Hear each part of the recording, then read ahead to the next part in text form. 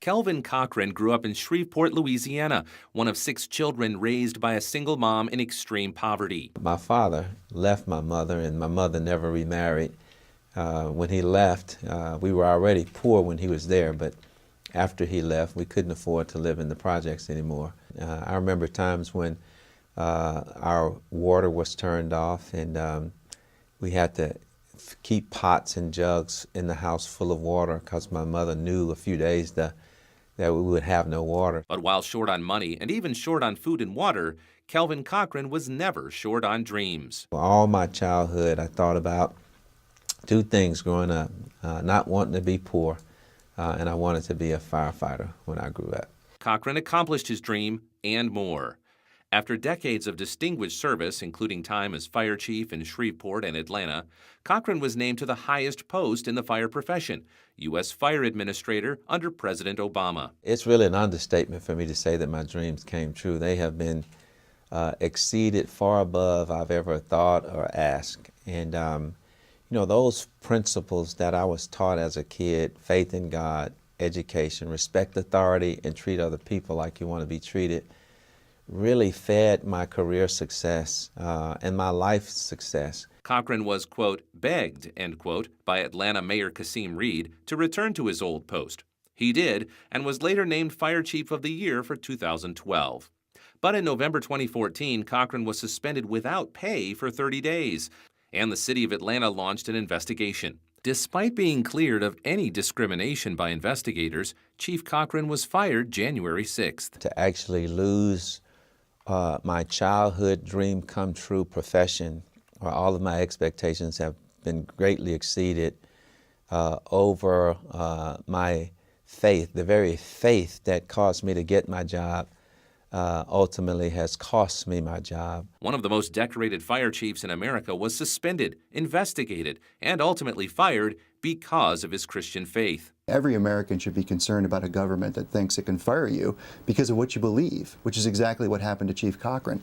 If it can happen to him, a distinguished firefighter who attained the highest position in the fire service in the United States, it can happen to anybody. The center of the controversy is a 2013 men's Bible study and devotional that Cochran wrote on personal time.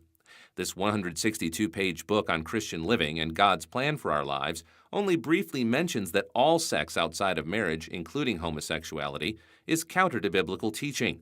But it was those few sentences that got Cochran in hot water. Despite being completely exonerated over concerns related to his conduct and how he treats people, the city fired him anyways. And that really goes to show that they fired him for one thing, and that is he held the wrong beliefs, according to the city. The city and the activists who called for the chief's job will have a hard time running from overt public statements targeting Cochran's faith and even his thoughts. City Councilman Alex Wan, a leader in the campaign to oust Cochran, told the Atlanta Journal-Constitution, "I respect each individual's right to have their own thoughts, beliefs, and opinions. But when you're a city employee and those thoughts, beliefs, and opinions are different from the city's, you have to check them at the door." USA Today quoted Mayor Reed making clear that Cochran's Christian beliefs were not welcome in his administration. "The material in Chief Cochran's book is not representative of my personal beliefs and is inconsistent with the administration's work to make Atlanta a more welcoming city for all citizens." The reality is the mayor, when he suspended him without pay for 30 days, came out and said that he profoundly disagreed with and was deeply disturbed by what Chief Cochran wrote in his book.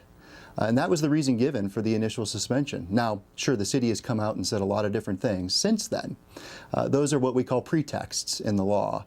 Pretexts are things that you say to try to cover up the wrong things that you did, and that's what the city's doing here. In America, it's unlawful to target public employees for their religious beliefs, so Alliance Defending Freedom has stepped in to defend Cochran. All Americans are guaranteed the freedom of actually believing and thinking in such a way that does not cost them the consequences that I've experienced in this termination.